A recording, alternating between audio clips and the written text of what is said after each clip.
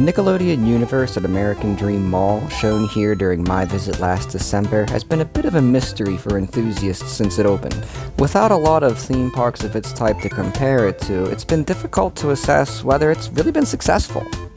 Now, 555 Group does operate a number of other large malls across North America, but that's what statisticians would call a small sample size. It's not extremely informative for us moving forward and knowing how American Dream itself is going to be doing. And from enthusiasts who have visited the park, there have been disparate reports between experiences like mine, where the park was empty and literally had more employees than guests, and other people's experiences more likely on the weekends, where it seemed packed wall to wall. However, with American Dream owner 555 beginning to experience some COVID-related financial distress, some really interesting information is starting to get out into the press. And just yesterday, Forbes magazine came out with an article giving a lot of great information about the situation over at American Dream Mall, so I thought I'd make a video summarizing it. Now, 555 Group already has a handful of very successful malls, and they put up a 49% stake in both their malls in Minnesota and in West Edmonton to get this project American Dream completed. 555 has now missed 2 straight payments of this humongous mortgage they took out to get this project off the ground. As retailers have shut doors, many of them have simply not been making their rent payments to 555, and in return, 555 cannot make its mortgage payments to its lenders. When Nickelodeon Universe first opened last October with disappointing attendance figures, a lot of people suggested it wise to wait for the retail to open, which was intended to draw people to the complex who would then spend an hour or two relaxing with some amusement rides. However, while the mall opened last year with an intended roughly equal split between retail and entertainment, now the burden of drawing crowds has been switched to entertainment with a 70-30 split between the two.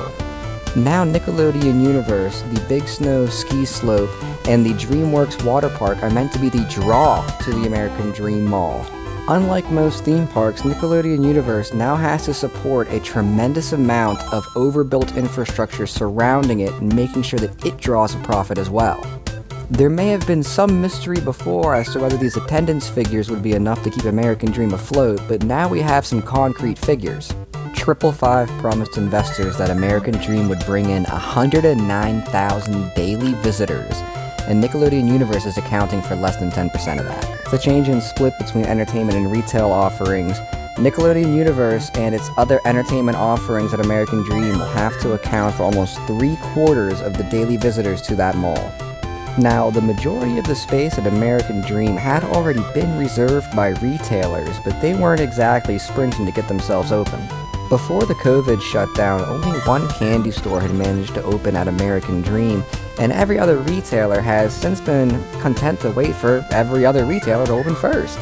Forbes reports that Saks, one of the intended anchors of the luxury wing of American Dream, who allegedly had a store ready to open, will now wait until a year from now to open that store.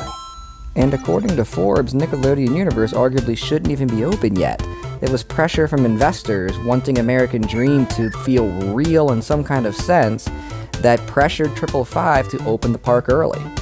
The majority of the food permits issued for this mall are for kiosks and grab-and-go options, nothing for sit-down restaurants that are supposed to be part of the appeal of going to this park.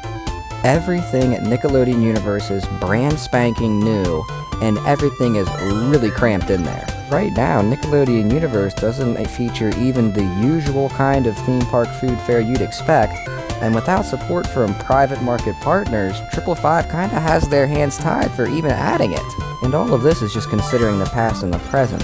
Looking forward into the future, it's questionable how this model of an indoor theme park really works in a post-COVID-19 world. And even beyond that, the area surrounding the park is among the worst impacted in the country and, by extension, all of the Earth. The high cost and low value of the experience at Nickelodeon Universe also becomes an issue in an economy with extremely high unemployment.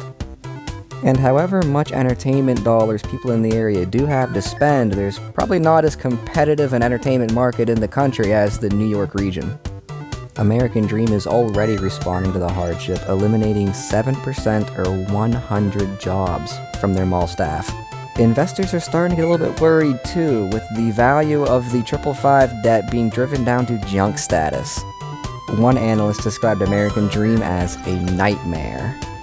And speaking from an enthusiast perspective, the park has a really large problem on its hand, being that the rides are bad. Shellraiser, bad. Slime Streak, bad. Shredder, okay, I actually like Shredder. Shredder's really cool. I hope they move it to Six Flags America. Everything else, bad. Sandy's Blasting Bronco has literally never been opened. New Jersey won't let King Dacaw operate with lap bars for some reason, but apparently Slime Street can operate with lap bars that anybody with a panic attack on the lift hill could wiggle out of and just jump to their death. How screwed up is it to build a family coaster I would not feel safe taking my family on? Nickelodeon Universe sucks, and I hope it closes. But that's just speaking from an enthusiast perspective, trying to take a step back and looking at this from more of a, civic perspective. Nickelodeon Universe sucks, and I hope it closes. These people made that It's Free real estate meme a reality, and we're supposed to feel bad for them? This mall, which these billionaires received the property on for free, and is only a part of their estate, they're gonna get public funding from now because they screwed it up? How about this? You stayed mad that Six Flags made you wait an extra 5 minutes for your ride on Tatsu. I'm gonna be mad at 555 Group for running the worst park in the country on the public dime and asking for more.